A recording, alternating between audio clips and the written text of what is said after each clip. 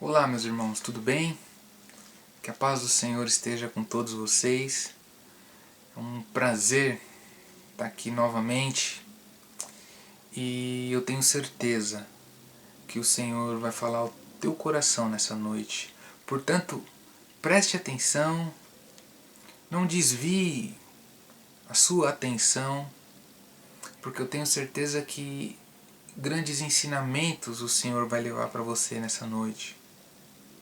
Por isso, eu quero que você abra comigo a sua Bíblia no Evangelho de João, no capítulo de número 9.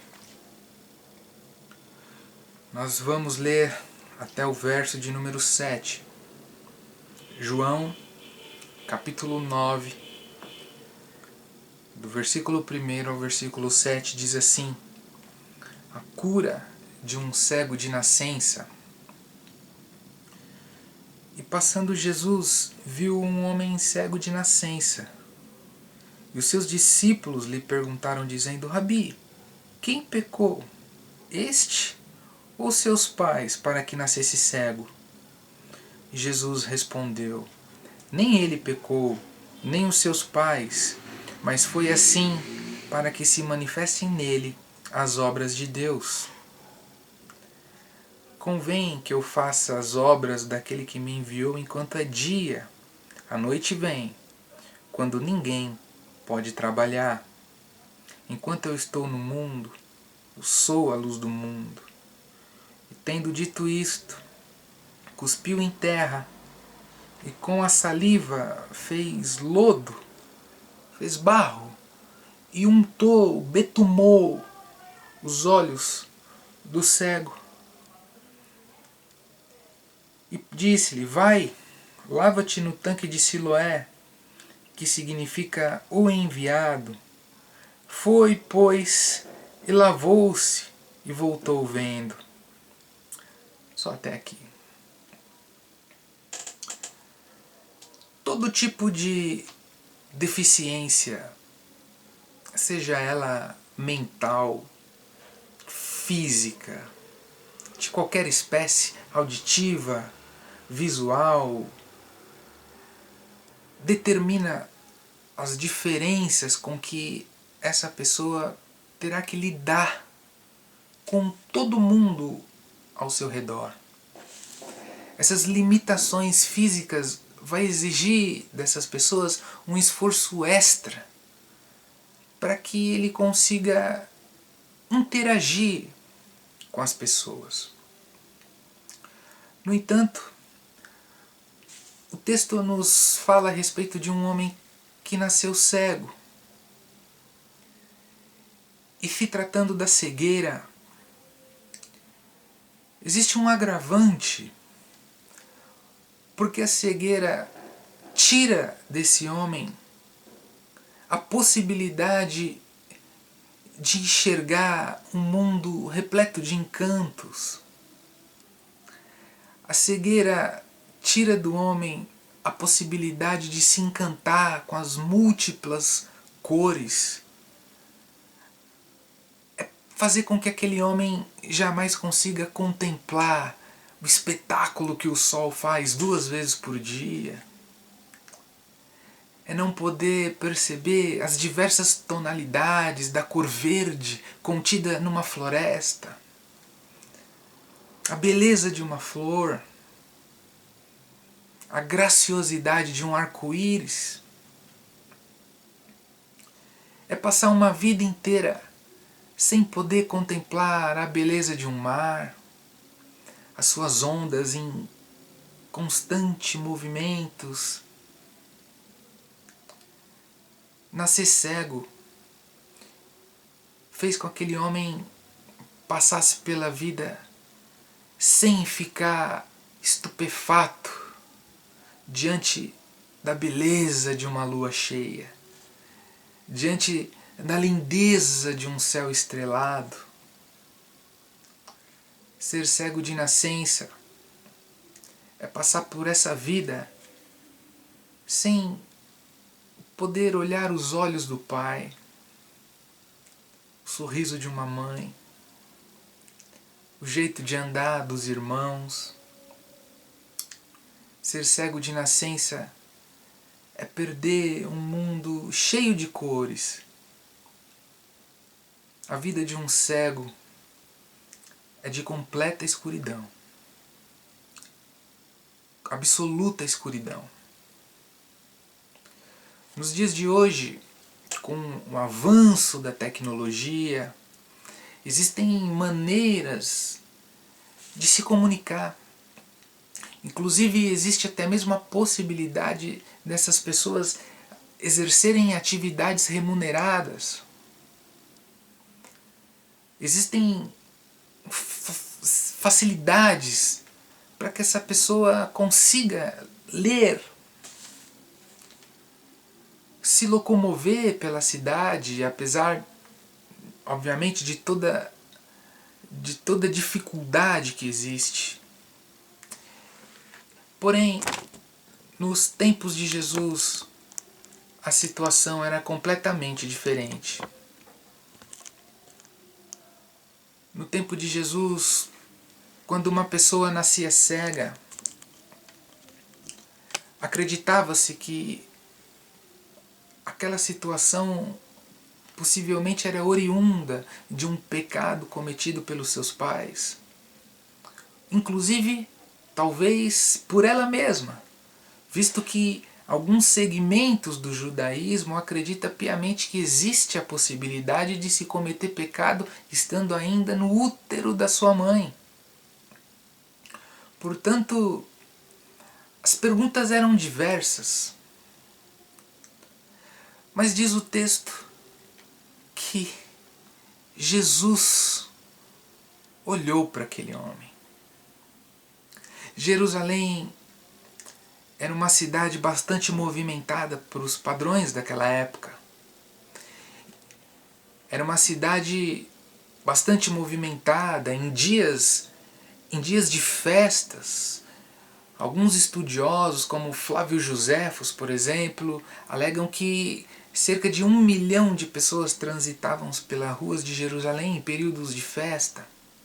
Pessoas indo e vindo, refletindo a respeito da própria vida, pessoas preocupadas com os próprios problemas, cada uma delas olhando para si próprio, indo e voltando sem se preocupar com o outro. E é muito difícil ser notado no meio de uma multidão. Mas a palavra diz que Jesus olhou para ele. Novamente Jesus demonstra o seu amor especial por aqueles que não desfrutam da popularidade, por aqueles que não desfrutam da visibilidade, da mídia, por aqueles que não possuem uma ocupação de destaque. Jesus não viu uma multidão. Jesus enxerga o indivíduo. Jesus lida com as pessoas de maneira particular. E no meio de tanta gente, Jesus enxergou aquele homem que, por viver naquele tempo, por ter aquela condição, a sua vida era repleta de desvantagens. Porque sem conseguir enxergar, ele não conseguiria exercer nenhum tipo de atividade remunerada. O seu destino estava praticamente traçado. Se ele não viesse de uma família abastada, uma família com condições financeiras, o seu destino possivelmente seria mendigar, estar sempre junto, andando com outras pessoas mutiladas, outras pessoas com problemas físicos. Não havia possibilidade de sonhar, porque a realidade o impedia de sonhar. Ele sabia que não tinha condição de ter uma vida próspera, bem-sucedida. Dificilmente ele conseguiria uma esposa. Não teria condição de se sustentar. Provavelmente aquele homem cresceu cheio de questionamentos. Provavelmente aquele homem cresceu com muitas dúvidas no coração. Por que eu, Senhor? Por que eu nasci assim, Senhor? Por que eu sou desse jeito? Por quê? Feridas que não cicatrizaram, dor no coração, tristeza diante de uma vida cujo futuro ele não poderia esperar nada de bom. Sua vida era repleta de desvantagens. Sua vida era repleta de frustrações. Todo o seu mundo cabia dentro daquela sacolinha onde ele recolhia as moedas que eram depositadas ali por aquelas pessoas que passavam pelas ruas de Jerusalém naquele tempo. Era uma pessoa que não desfrutava de prestígio diante da sociedade. Era uma pessoa que não desfrutava do conhecimento, do bom conceito que as pessoas atribuíam a ele. Não era um homem afamado. Era um homem em que a maioria das pessoas sabia que não podia esperar nada dele. Mas o texto diz que Jesus olhou para ele. Jesus se apiedou dele. Jesus enxergou aquela situação como uma forma, uma possibilidade muito especial de usar aquela situação como um trampolim para ensinar aos seus discípulos uma lição muito valiosa. Jesus sempre se apiedou dos miseráveis, dos pobres. Jesus sempre deu prioridade para essas pessoas. E Jesus sempre providenciou a cura. Jesus sempre levou a salvação para essas pessoas. Mas essa situação em si era uma oportunidade em que Jesus decidiu atuar de forma diferente. Jesus quis ensinar para os seus discípulos que existe um tipo de cegueira que é muito pior do que aquela que te impede de enxergar o mundo. É a cegueira espiritual que te impede de enxergar as coisas de Deus. E os discípulos, ao contemplarem aquela cena, ao perceberem que Jesus se atentou àquele homem, os discípulos, ao invés de se compadecer de alguém carente de afeto, carente de carinho, carente de um abraço, eles enxergaram naquela situação uma possibilidade de levantar ali um questionamento teológico. E eles perguntaram para Jesus: Senhor, quem pecou para que ele nascesse assim? Ele ou seus pais? Por incrível que pareça, naqueles dias existia grupos de judeus que acreditavam piamente que era possível pecar estando ainda dentro do útero da mãe. Era uma teologia que eu chamo aqui de causa e efeito. Uma teoria que se resume em cada um tem o que merece. Cada um recebe o que merece. Era uma teologia baseada nisso. E mesmo o Senhor já tendo dito para o povo através do profeta, através de seus profetas, dizendo que o pai não levará a maldade do filho, nem o filho levará a maldade do pai, a alma que pecar, essa morrerá. O Senhor sempre alertou a nação com relação a isso, mas o povo não aprendeu. E esse era o pensamento que ainda pairava nos dias de Jesus. Se alguma coisa acontecesse com alguém, era porque aquela pessoa merecia. E Jesus fez questão de desconstruir esse pensamento que ecoava em Jerusalém naquele tempo. Jesus disse no versículo 3, Jesus responde: nem ele pecou, nem os seus pais, mas foi assim para que se manifeste nele as obras de Deus. Jesus não está negando que o fato do pecado entrar no mundo, ele é o causador dos males da humanidade. Ele é o causador das dores, das tristezas, dos sofrimentos do ser humano.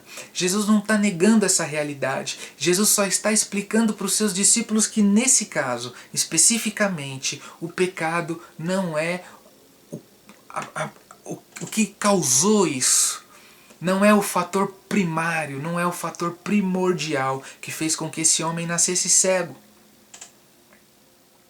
E Jesus disse: foi assim para que se manifestem nele as obras de Deus.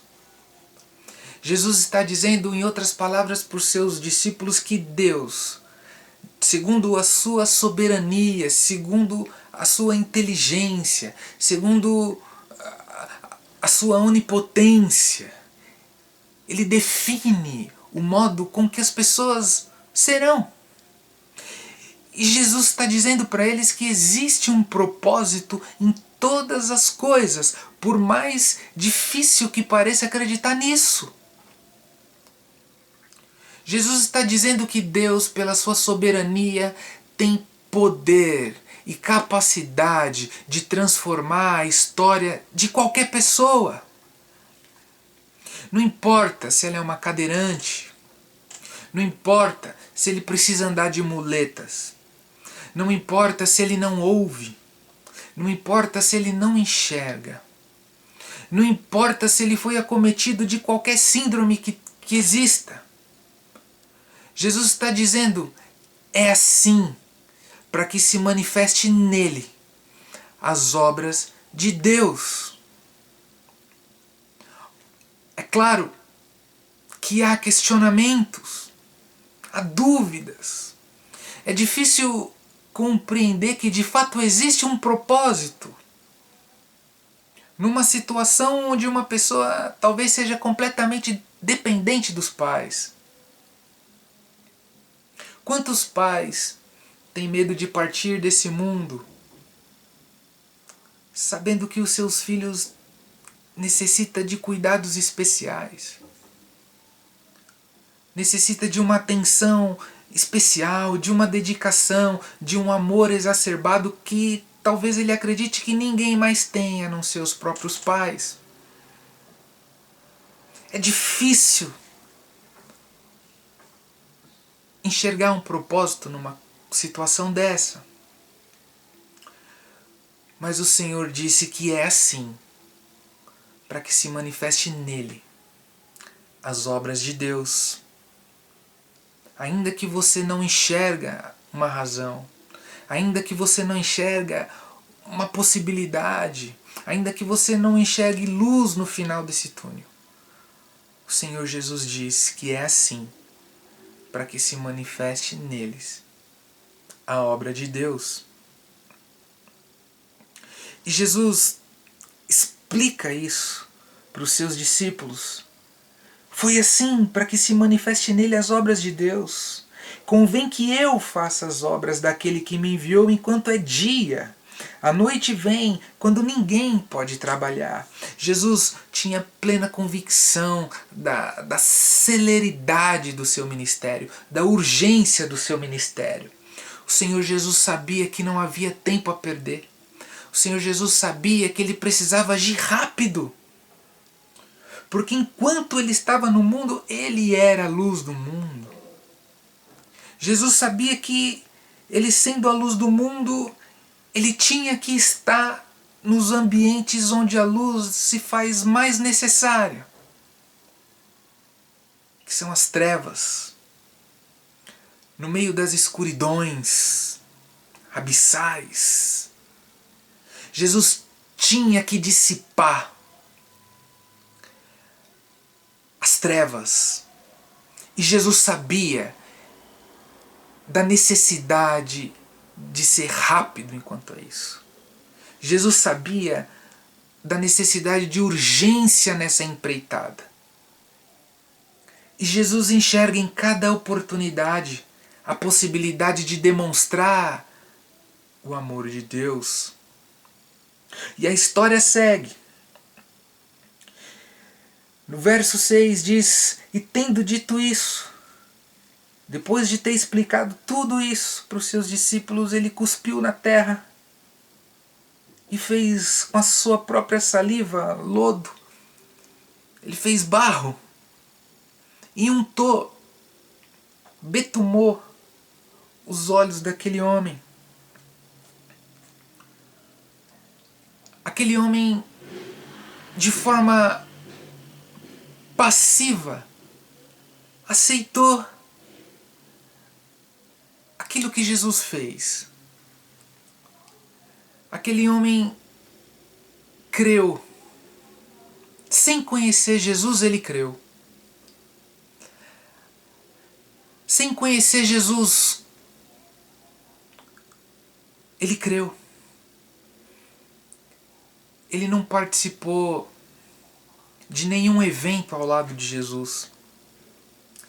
Ele não tinha o conhecimento que os apóstolos tinham.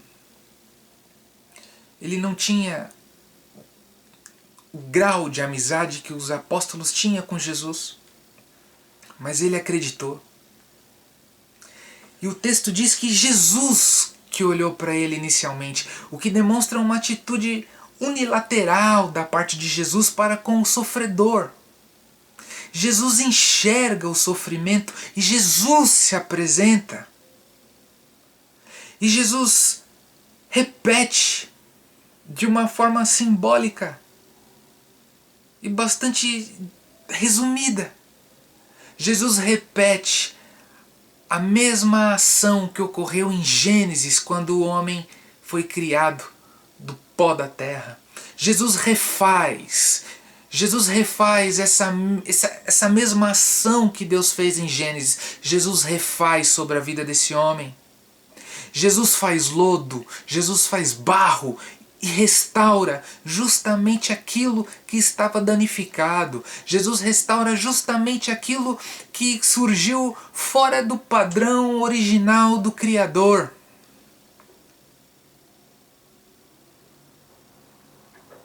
E Jesus diz para ele: vai, lava-te no tanque de Siloé, que o apóstolo João fez questão de ressaltar que significa o enviado.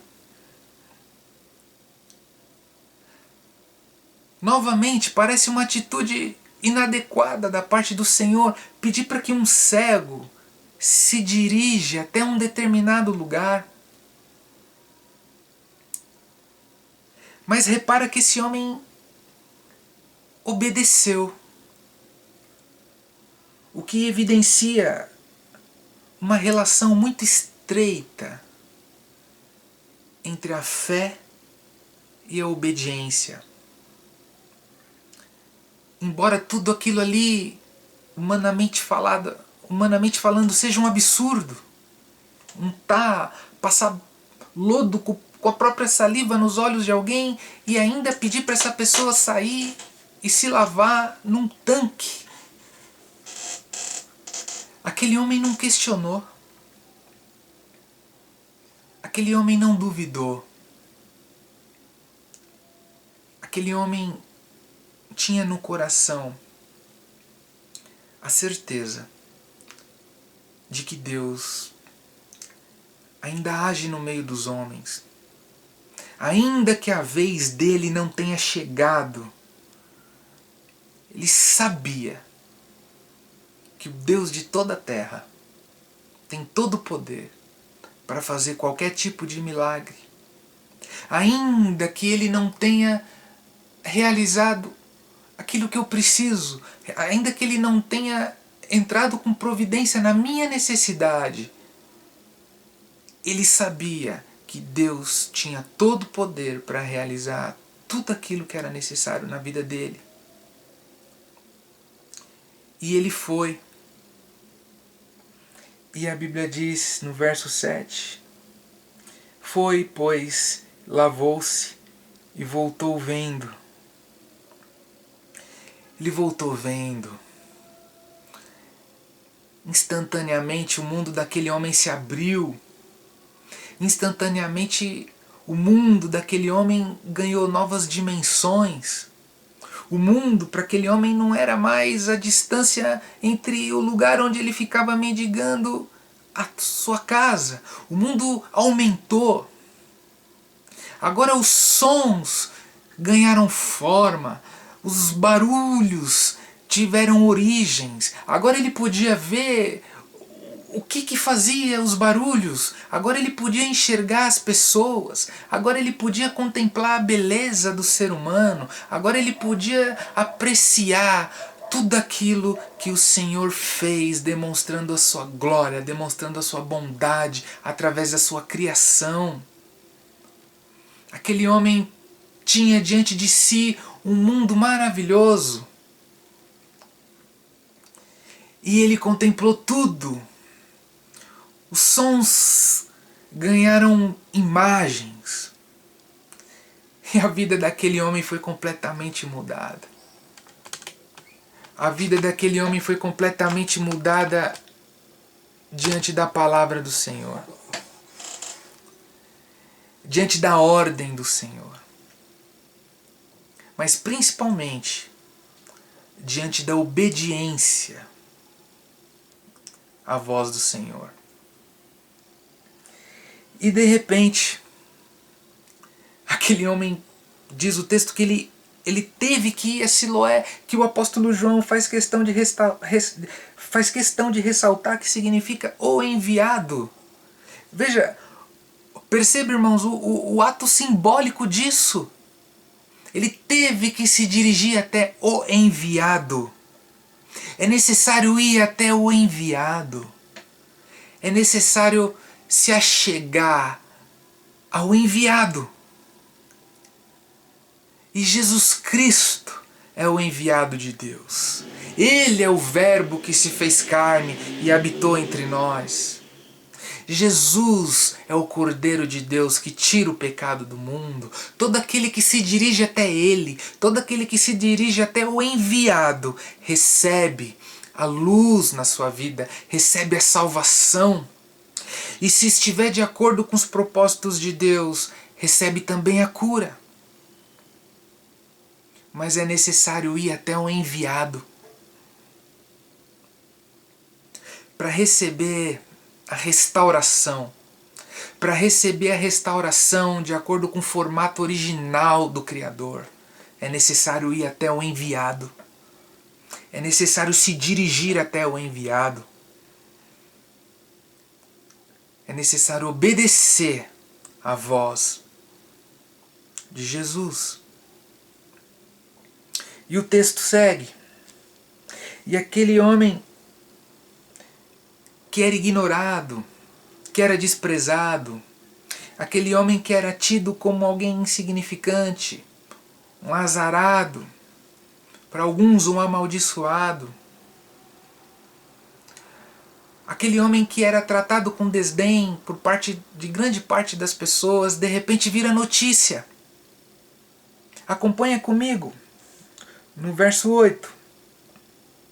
Então os vizinhos e aqueles que dantes tinham visto o que era cego diziam: não é este aquele que estava assentado e mendigava? Uns diziam: é este, e outros: parece com ele. E ele dizia: sou eu mesmo. Diziam-lhe, pois, como se te abriram os olhos? E ele respondeu e disse-lhes: O homem chamado Jesus fez o lodo e untou-me os olhos e disse-me: vai ao tanque de Siloé e lava-te. Então fui e lavei-me e vi. Aquele homem nem sabia quem era Jesus. Aquele homem nunca tinha visto a face de Jesus. Aquele homem não tinha nenhum contato com Jesus. Mas ele obedeceu. Ele obedeceu. E a sua vida foi completamente transformada. E ele virou assunto. De repente, a popularidade daquele homem começou a crescer entre aquelas pessoas, a ponto de que algumas pessoas que viram tudo aquilo ali sentiram a necessidade de chamar os fariseus, o grupo de religiosos da época, os responsáveis por ensinar a lei de Moisés entre o povo, os líderes espirituais do povo. Acompanha comigo. Versículo 12. Disseram-lhe, pois, onde ele está? E ele respondeu, não sei, eu não sei, nunca nem vi. Eu não sei quem é Jesus, eu não vi. Levaram, pois, aos fariseus o que dantes era cego. E era sábado quando Jesus fez o lodo e lhe abriu os olhos. Tornaram, pois, também os fariseus a perguntar-lhe como que ele vira. E ele lhes disse, pois me lodo sobre os olhos, lavei-me e vejo. Então alguns dos fariseus diziam, esse homem não é de Deus, pois não guarda o sábado. Esse homem não pode ser de Deus, porque ele cometeu o crime de curar alguém. Esse homem não pode ser de Deus, porque ele fez o que fez num dia de sábado. Esse homem não pode ser de Deus, porque ele desrespeitou a nossa tradição. Esse homem não pode ser de Deus, porque ele desrespeitou o que está escrito. Porém o texto diz que havia uma dissensão entre eles, uma discordância entre eles, porque não eram todos os fariseus que concordavam que aquele homem não era de Deus. Veja comigo o que diz o final do versículo 16. Diz, e havia dissensão entre eles. Porque como pode um pecador fazer tais sinais? Havia uma divisão naquele povo. Quando a graça de Deus se manifesta, quando a graça de Deus se materializa na vida de alguém, gera muitas vezes um rebuliço no meio dos lugares repletos de tradições, na hierarquia eclesiástica, em todos os padrões estabelecidos pela religião, porque Deus faz o que quer, da maneira que quer, na hora que Ele quer. O Criador não tem que dar satisfação à sua criatura. Mas os fariseus ficaram completamente horrorizados diante de tudo aquilo. Afinal, como pode ser de Deus um homem que curou num sábado? Como pode? Como pode? Nós que sabemos como Deus funciona, afinal nós somos os responsáveis por ensinar a Torá entre o povo. Como pode haver cura fora das quatro paredes da nossa sinagoga? Como pode haver manifestação da graça fora da nossa comunidade? Como pode haver manifestação da graça de gente que nem participa? Como pode haver manifestação da graça de pessoas que não está exercendo as mesmas atividades que a gente exerce aqui? Como pode, fora das nossas paredes, como pode haver manifestação da graça? Eu ensino o povo. Eu sou responsável por elucidar o povo. Como é que Deus faz uma coisa dessa? Alguém que faz uma coisa dessa não pode ser de Deus, porque eu sei como Deus funciona. E aqueles líderes ficaram completamente pasmos diante de uma situação inegável de milagre do Senhor. Tudo que eles procuravam ali era encontrar uma justificativa que desidratasse aquela evidência tão poderosa de um milagre da parte do Senhor. E o texto continua. Verso 17. Tornaram, pois, a dizer o cego: Tu que dizes daquele que te abriu os olhos? E ele respondeu: que é profeta. Eu não sei quem é. Eu não o vi ainda. Mas é profeta. Porque ele realizou um milagre poderoso na minha vida.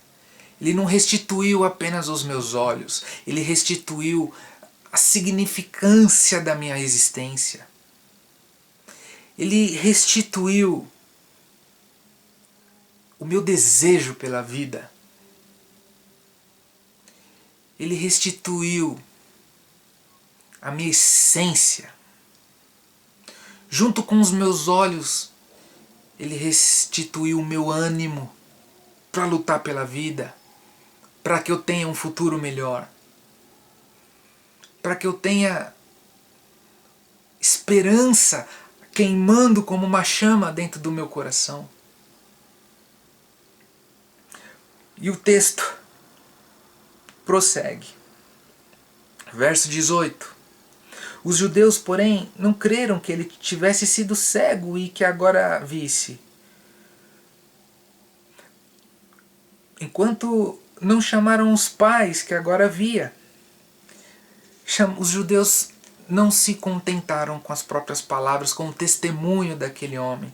E os judeus pediram para que os pais desse homem se apresentassem diante deles.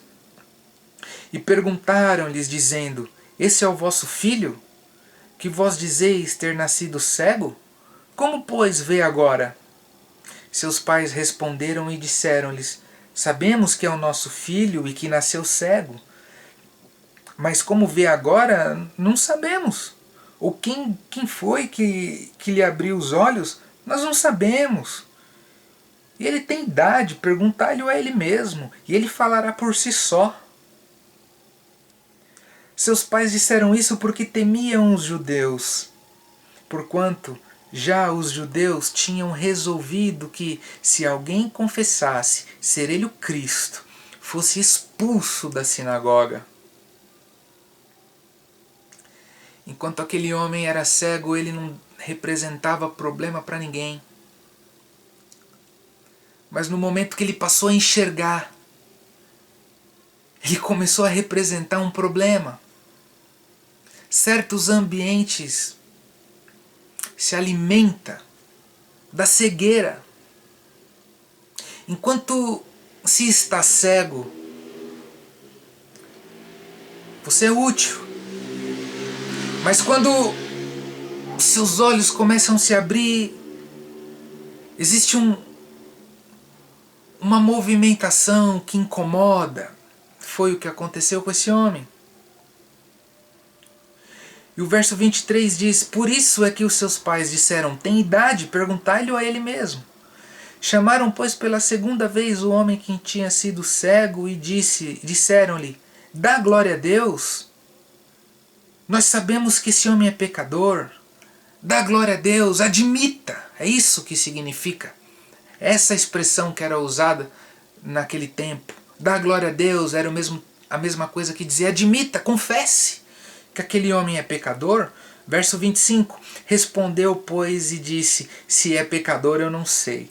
Uma coisa eu sei, é que eu, havendo sido cego, agora eu vejo. Eu não sei a origem daquele homem. Eu não tenho conhecimento sobre ele.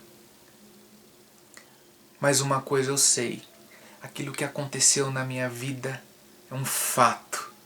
E só eu sei as dores que eu tinha, a tristeza que eu carregava no meu peito, as decepções, a certeza de que eu teria um futuro miserável, a certeza de que eu seria uma pessoa impedida de vislumbrar um futuro brilhante. Eu sei o que aquele homem fez por mim. Eu sei como ele restaurou a minha dignidade, como ele reacendeu o meu ânimo. E tornaram a dizer-lhe: o que te fez ele? Como te abriu os olhos? O verso 27. E respondeu-lhes: já vou-lo disse e não ouvistes? Para que quereis tornar a ouvir? Quereis vós porventura fazer-vos também seus discípulos? Então o injuriaram, trataram ele com grosseria, típico de pessoas que não têm argumento. É tratar mal, tratar com desdém. Foi isso que aconteceu com ele. Pela falta de argumentação diante de uma evidência tão real. A falta de argumentação fez com que eles começassem a agir com hostilidade com aquele homem. Então o injuriaram e disseram: discípulos dele sejas tu, nós, porém, somos discípulos de Moisés. Nós bem sabemos que Deus falou a Moisés, mas a este não sabemos de onde é. O homem respondeu e disse-lhes: nisso, pois, está a maravilha, que vós não sabeis de onde ele é, e me abrisse os olhos. Ora, nós sabemos que Deus não ouve pecadores, mas se alguém é temente a Deus e faz a sua vontade, a esse ele ouve. Desde o princípio do mundo, nunca se ouviu que alguém abrisse os olhos de um cego de nascença. Se este não fosse de Deus, nada poderia fazer. Meus irmãos, alguém que diz aquilo que ele disse só pode carregar dentro do coração uma viva esperança a respeito da manifestação da graça de Deus sobre os homens. Naquele tempo eles ainda aguardavam o Messias. Uma pessoa que diz o que ele disse para os fariseus.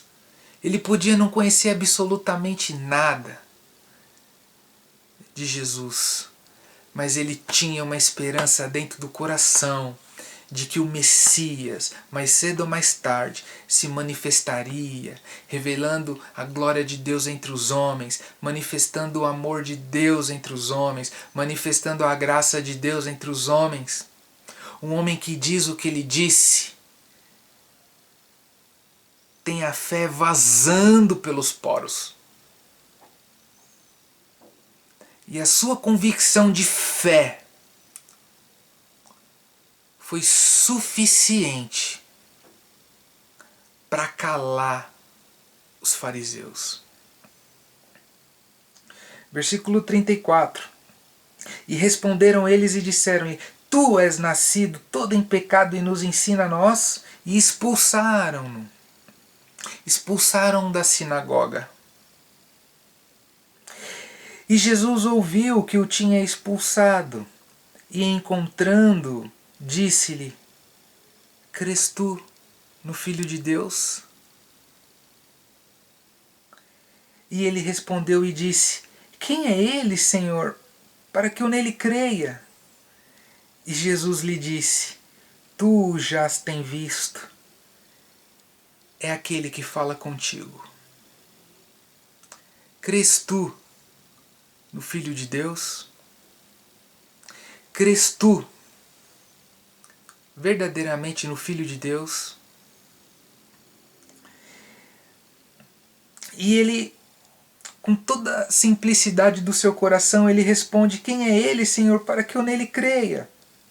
E Jesus lhe disse: tu já os tens visto, e é aquele que fala contigo. E ele disse: eu creio, Senhor, eu creio. Eu creio. E o adorou. E o adorou.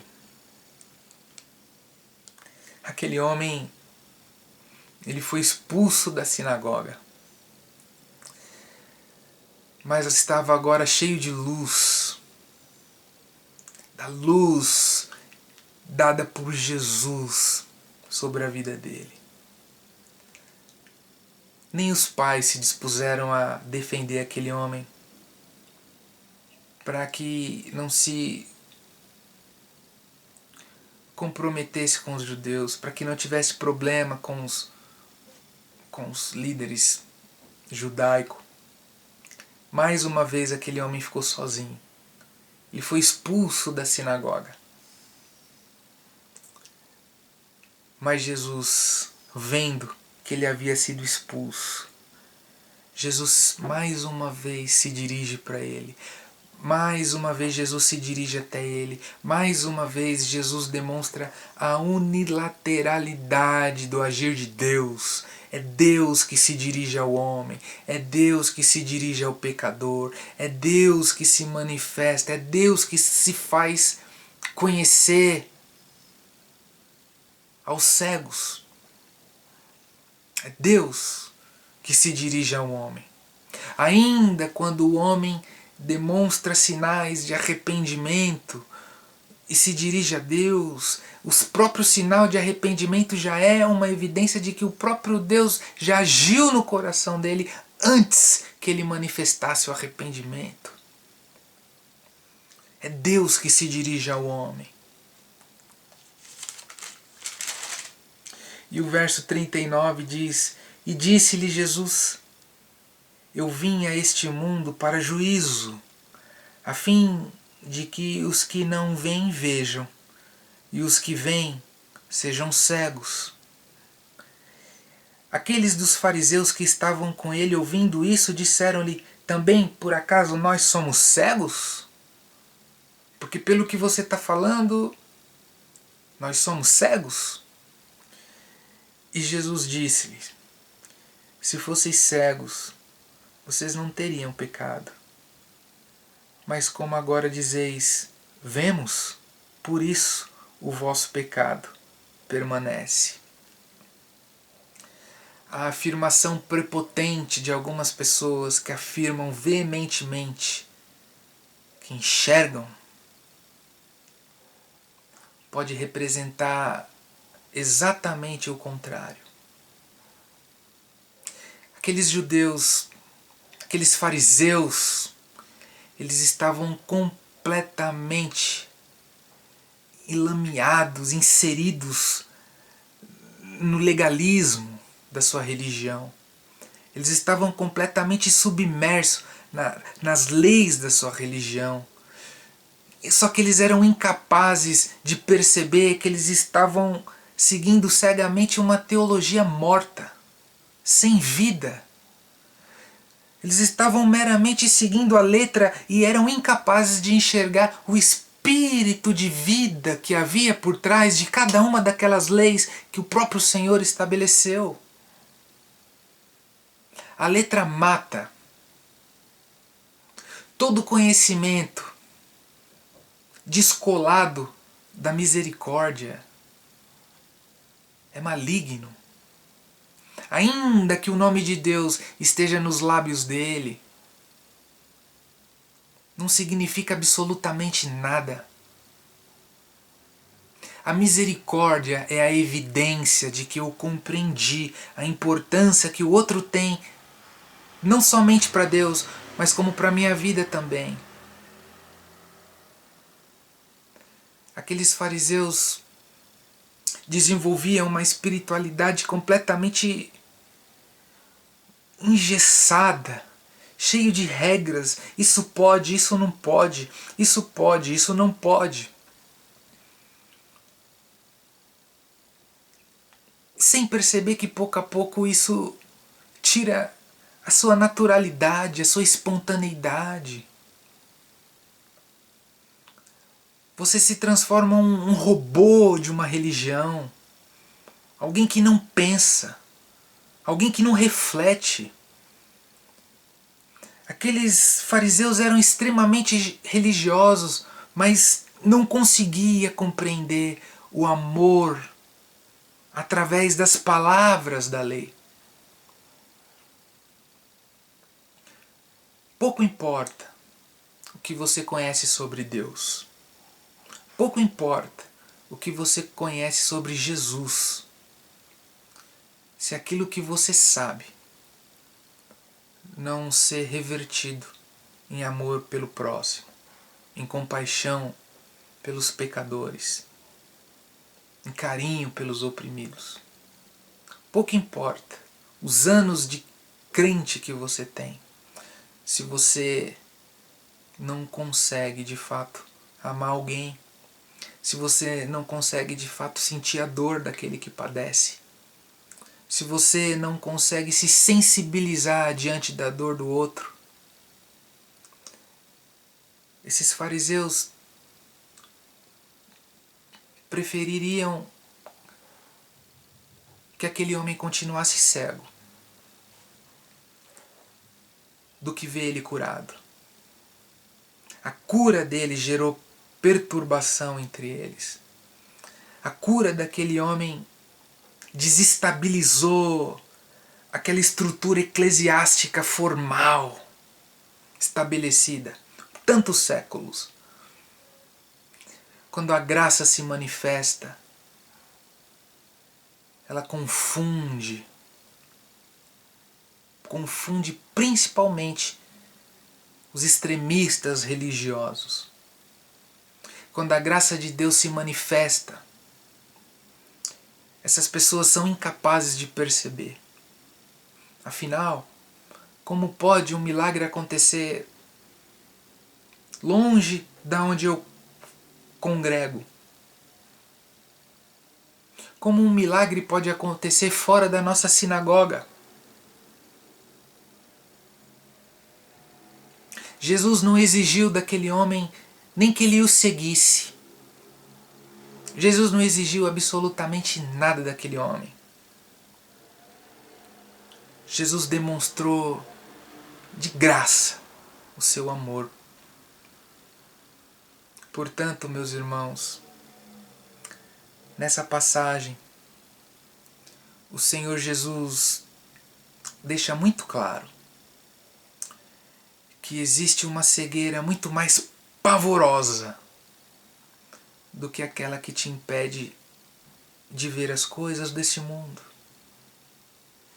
A pior cegueira que pode existir é a cegueira espiritual, que tapa os seus olhos para as coisas de Deus, que faz com que você fique envolvido com coisas que talvez você chama de Deus, mas que muitas vezes nem é. Muitas vezes nem é. O Senhor Jesus te convida a refletir nessa noite. O Senhor Jesus mostra para você que Ele veio a esse mundo para libertar os cativos, para desfazer as obras do diabo. O Senhor Jesus veio para libertar o oprimido. O Senhor Jesus veio para dar esperança para aquele que já não a tem. O Senhor Jesus veio para iluminar o mundo, iluminar a vida do homem, como Ele fez com aquele homem, como Ele fez com aquele cego de nascença. Jesus nos ensina que existe uma estreita relação entre fé e obediência. Aquele homem precisou obedecer para receber a cura completamente. Jesus nos mostra que Ele é capaz de transformar a realidade de alguém, ainda que essa pessoa vive numa condição em que ela não enxergue um futuro. O Senhor Jesus diz que há um propósito para todas as coisas. Por isso você, meu irmão, minha irmã, talvez você seja alguém que não faz parte da Igreja Presbiteriana Canaã. Talvez você está ouvindo e vendo essa mensagem pela pela primeira vez, talvez você nunca me conheceu, talvez você nunca sequer tenha me visto. Eu não sei o que se passa no seu coração. Eu não sei as dores que se passam no seu coração, o sofrimento, a sua angústia, a sua tristeza. Talvez você esteja no meio de uma multidão e se sente sozinho, rejeitado, desprezado. Mas eu quero dizer para você, o Senhor Jesus, ele não enxerga uma multidão. Ele enxerga um indivíduo. E ele está olhando para você nessa noite. Ele está olhando para você nessa noite. E ele diz para você: vinde a mim, todos aqueles que estáis cansados e oprimidos, que eu vos aliviarei. Talvez tenha chegado o dia para que você tome uma decisão importante na sua vida.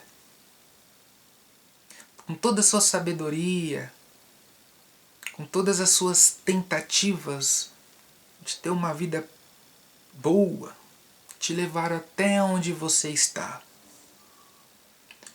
mostrando que a sua própria força já não é suficiente para arrancar de você o seu sofrimento. Chegou a hora de você entregar a sua vida a Jesus. Entregue o teu caminho ao Senhor. Confia nele. E tudo ele fará. Deixa Jesus lançar luz sobre o teu caminho, sobre a sua vida. Jesus é aquele que restaura todos os homens de acordo com o padrão original do Criador. O ato de colocar lodo, de colocar barro nos olhos do homem é meramente um simbolismo daquilo que o próprio Deus fez em Gênesis. Jesus restaura exatamente aquilo que está fora do padrão. Jesus restaura exatamente aquilo que está diferente do projeto inicial. Jesus faz o homem verdadeiramente a imagem e semelhança do seu Criador. Eu espero que essa palavra encontre lugar no seu coração. E para você que já conhece o Senhor, olhe para dentro de si mesmo. Veja se tudo aquilo que você conhece a respeito de Deus está sendo transformado em prática. Em práticas de amor. De amor ao próximo. Porque no final das contas, isso é o que realmente interessa. O amor que nós temos uns pelos outros. Que Deus te abençoe e até o nosso próximo encontro, se Ele assim permitir.